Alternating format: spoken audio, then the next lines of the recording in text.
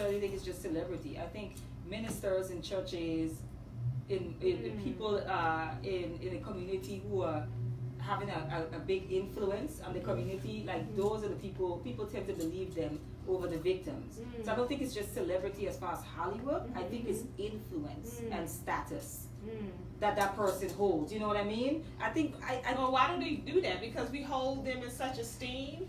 Yeah, in the first place. I think because we're pressed. I think when I say pressed, I mean we're kind of desperate for positive representation of blackness. Yeah. I think that's what we're protecting more than anything else. I agree with you. Yeah, it's not AlQamar, it's what AlQamar represents.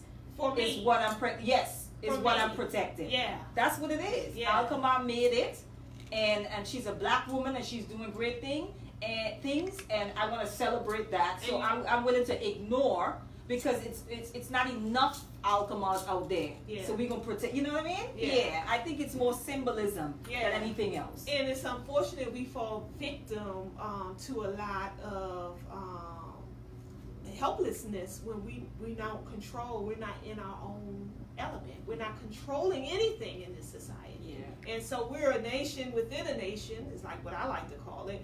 But the ruling nation is not us. Right. So we have to abide by the laws and things that are governed by people who don't really have our best interests at heart and really could care less for real. So there's certain things, how we would handle things in our own nation, we can't, because we have to abide by these laws.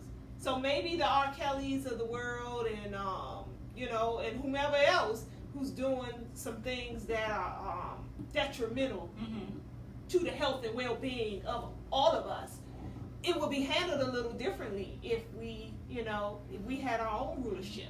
Yeah, it's almost like making our own I think laws. Yeah, I think it's symbolism. It's more so like the hope that they symbolize. That's what they symbolize and what they represent holds more weight than this thing that they did. Yeah. A lot of the time. So we're torn. Yeah. You know what I mean? And also we're at war. Yes.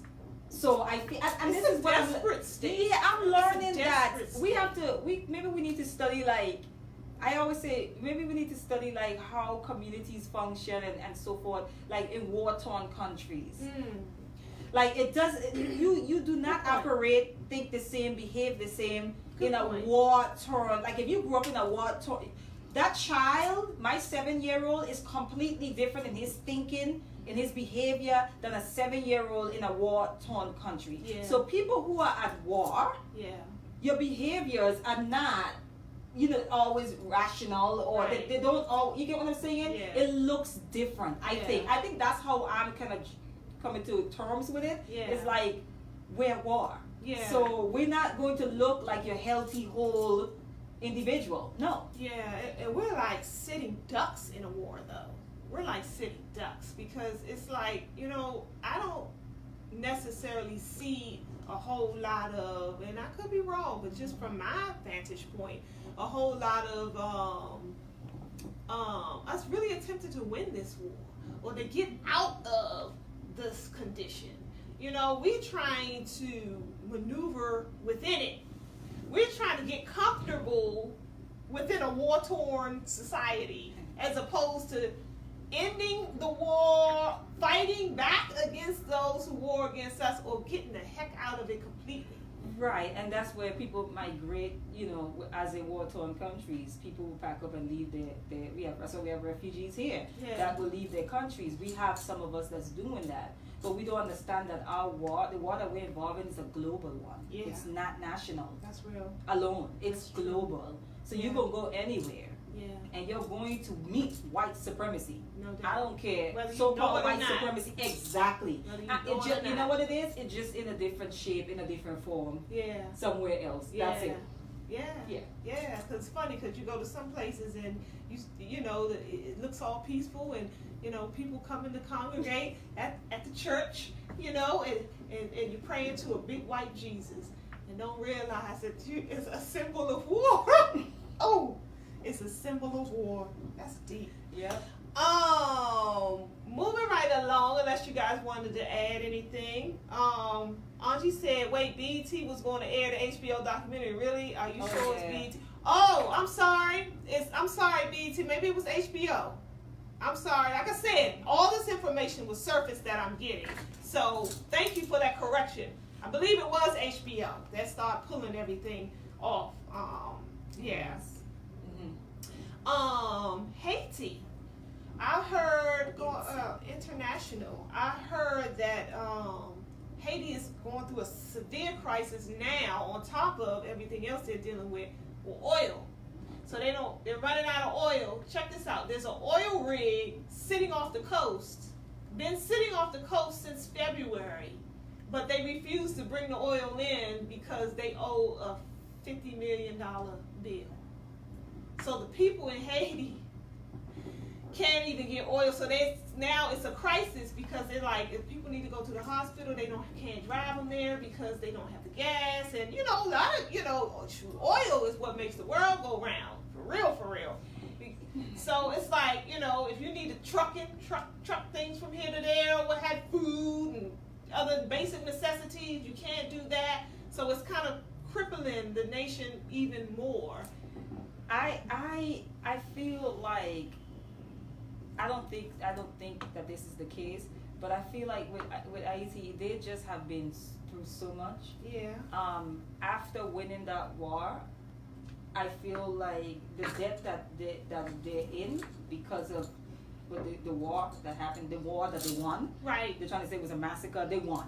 Right. And I think because of it's just a different form of slavery. Yes. And I feel like the same way that they fought initially for their freedom, they need to do the same thing now. Those ancestors y'all called on, that during that time to win that, like, something needs to give. Well, what does that look like though?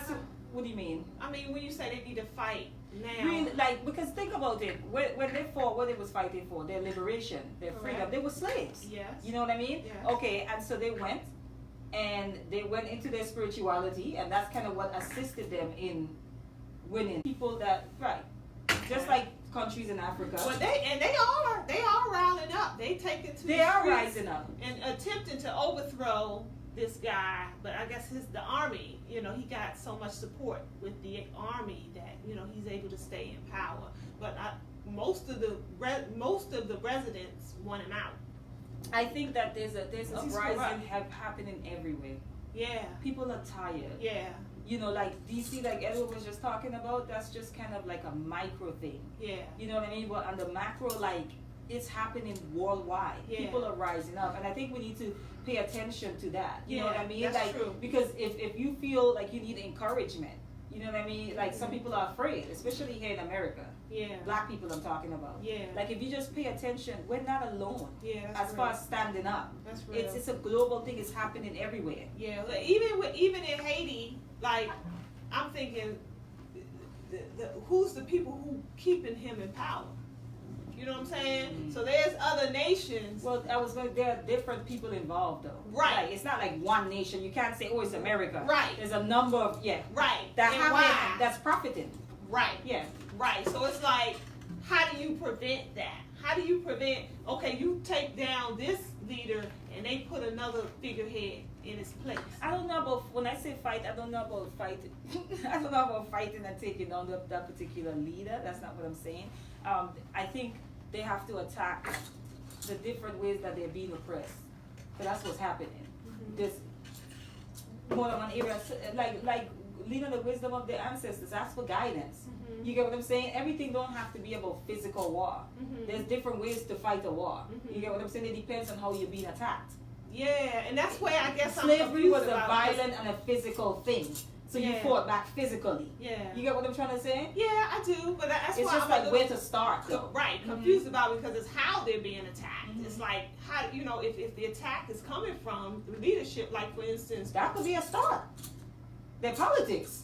Right. You know what I mean? Like we want to vote our leader in. Like we want it to be like a democracy. Yeah. Not meaning like it looks like we're voting but we're not. You guys are actually placing leaders in there. Right. That's a start. Right. You get what I'm saying? Yeah. I don't know if they're gonna let that happen. Haiti has oil, they have these, they have resources. Let me put it that way. Exactly. And Yeah. so you have, you were talking about the Clintons before. Yeah. And them having it. That's what I'm saying. There's so many different people that have their hands in it. So it's like you don't know where to start. And I think starting on the ground with their politics is one way. That's just me. I'm not Haitian. I'm not on the island. Yeah. To know the like intricacies and the different things that are involved. Yeah. But that is one way. I'm not saying it's one specific thing or a person you got to get rid of, because they can get rid of that leader. That's not the first corrupt leader they've had. That's my point. Yeah. So it's like the fight. It's like I'm not sure how or who. It's like fighting an invisible person. Even if you do fight politically, because you still fighting against the giants who are manipulating those Let's see what you say. people that's on the ground for money or for whatever they do. Because the first time they fought corrupt physically. leadership. They fought physically. However, that person And had they're a giant. unified. Yeah, but the person who they fought, the nation they fought physically, still had a big backing, and that's why Haiti ended up having to pay. Yeah. You see what I'm trying to say? So yeah, you won physically, but then when it came to your economic, exactly. There's the giants coming all over again, Yeah. giving you another angle. Exactly. I think a lot of this is going to take the global community coming together. I agree. A lot of it. It's like we can't. That's why I'm so skeptical about the ADOS. Yes, I'm glad you said that, because I was going to say that is my That's point. why I'm so skeptical African about Americans, that. you cannot do this by yourself. It's going to take the global black community to collectively come together and help each other. Because imagine, okay, Haiti need $50 million to pay that oil rig. Mm-hmm. Imagine if the global community came together. We could do that. We could do that just as black Americans overnight. We spent $50 million going to the movie theaters for a weekend. You know what I'm saying? But if you are in America and you cannot feed yourself, most of us are not growing our own foods. Mm-hmm. Okay? Mm-hmm. Like, there's a lot of things that we're not doing, we're not self-sufficient in, and this is where we need our brothers and sisters globally. Each other.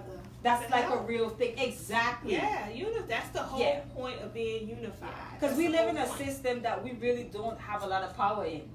Yeah. You know, you get what I'm trying to say? Yeah. Yeah, that's real. That's real.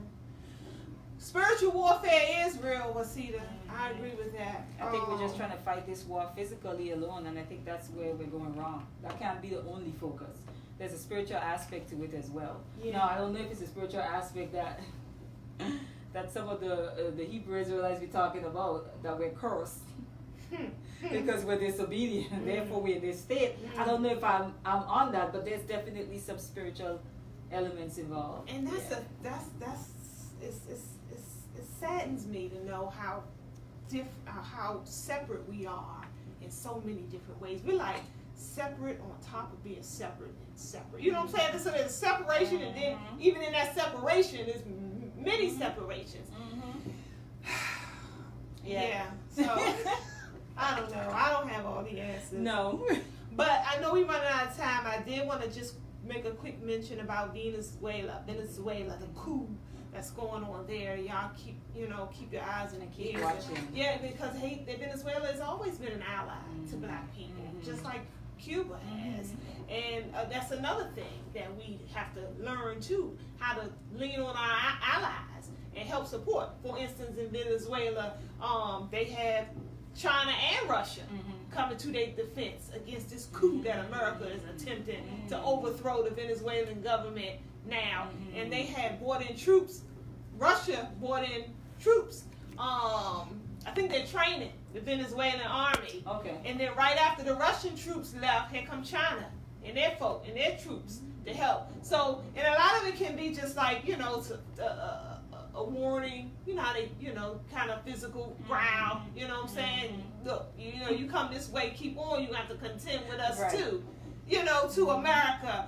But keep your eyes and ears open, family, because if some physical warfare really start kicking off, I mean, we're not an island, a secluded island within ourselves. I think it's something that we need to all start thinking about, is the part that we're going to play. Yeah. I think we all should be thinking about that. Yeah, You know what I mean? Like dealing with whatever fears and whatever challenges that you may find within yourself as a black person, that differences or difficulties that you have within the group. as far as black people is concerned, if that time is to come, start creating scenarios in your head. You know what I mean? Do? What would you do? What role would you play? Yeah, because we're all not warriors. That's we're right. all not warriors, and we're all not going to be in the front line. Yeah. But everyone has a role to play. Yeah, even if the role is to not participate, because interesting enough, I read an article recently where it's a decline in people going into the army, going into the military. Really? In America. Yeah, You'll never know. Yeah, there's a decline in that, so more and more people are not even being involved. So you think about that, it's like, this government is doing such an injustice to other nations around the world, then I would think twice about going into a military that is unless you're like this adding to that corruption. Unless you're like the spook that's out of the door, you go in there, you get their training, you get their intelligence. Yeah. And you use it because that's that too. People can do that as well. Yeah. Because I'm like, where are they training us at? Where can we go and get trained? Well, how many people really do that though? Who go into the army? No, I'm saying unless you're doing that. Yeah, no. Unless you're doing that. That's what I'm saying. Yeah. I'm saying that people do it. Yeah. The majority of people do it, but I'm just saying it's a skill set that you can't take from someone once they get it. That's true. Yeah. Those few and far in between though. Yeah. Yeah. But that's what I'm saying. Where are our training grounds at? Yeah, well they underground. Okay. There we go. They underground. Find you an underground training ground if you're a warrior and get at it. I'm just saying. They are around. Yeah. Just to believe. I'm glad you said that. Yes. Mm-hmm. Well, family, you want to add? No. Yeah. Okay, well, thank you guys for tuning in. This has been our Empower Hour. We will be coming to you next week, same time, different topic. And please, like always, take care of each other out there. Peace.